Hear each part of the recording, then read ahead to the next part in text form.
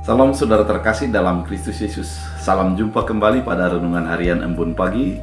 Dan mari kita jalani hari kita dengan firman Tuhan, sehingga kita semakin berkenan di hadapan Tuhan. Oleh karena itu, sebelum kita mendengarkan firman Tuhan, kita bersatu di dalam doa.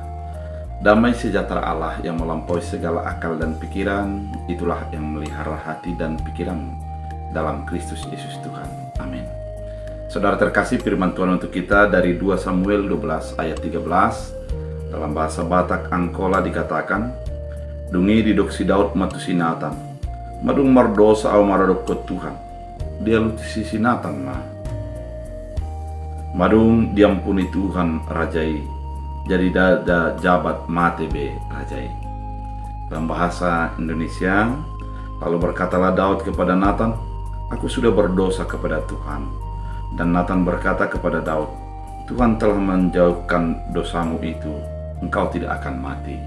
Demikian firman Tuhan. Saudara terkasih di dalam Kristus Yesus, kalau kita membaca cerita ini, maka kita akan mengingat kisah daripada Daud yang jatuh cinta kepada istri Uria yang bernama Betseba.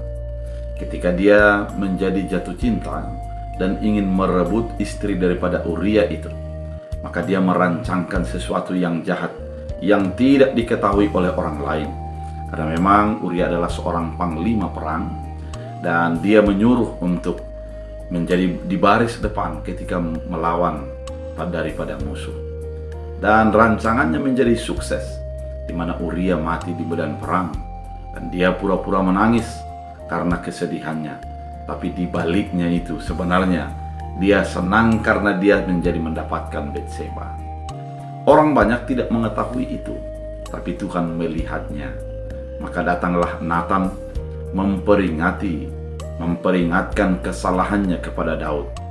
Ketika Daud menyadari itu dan mengetahuinya, dia menjadi menangis dan meratap, dan dia mengatakan, "Saya sudah layak untuk menjadi mati."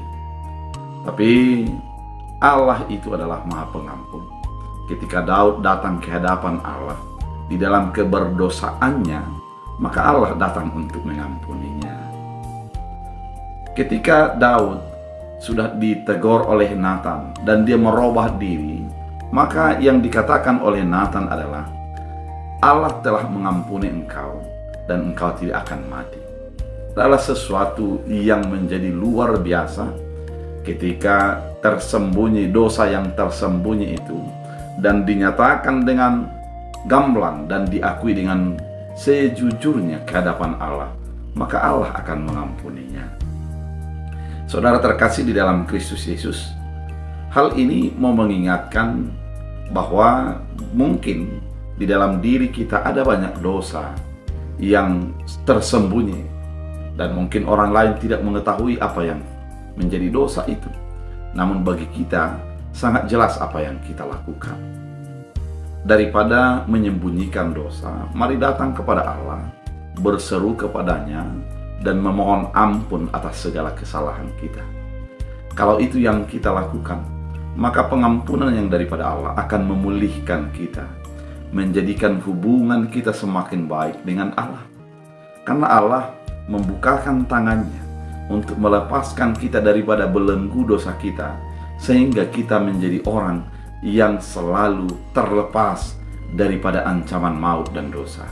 Kita menjadi hidup sebagaimana Tuhan sudah mengalahkan dosa itu dan mengampuninya, sehingga kita menjadi hidup di dalam pengampunan dan di dalam kekudusan yang diberikan oleh Allah. Saudara terkasih di dalam Kristus Yesus, firman Tuhan kali ini mau mengajak kehidupan kita. Firman ini mau mengajak kita untuk menjadi datang ke hadapan Allah, berdoa kepada Allah, mengampuni, agar Tuhan mengampuni segala dosa kita. Memang sungguh benar, sebelum kita memohon pengampunan, Allah sudah lebih dahulu mengampuni kita. Namun sebagai orang percaya, pasti dari hari ke hari kita memiliki keterbatasan dan kekurangan. Kita memiliki belenggu-belenggu dosa yang kita perbuat, yang disengaja maupun tidak disengaja.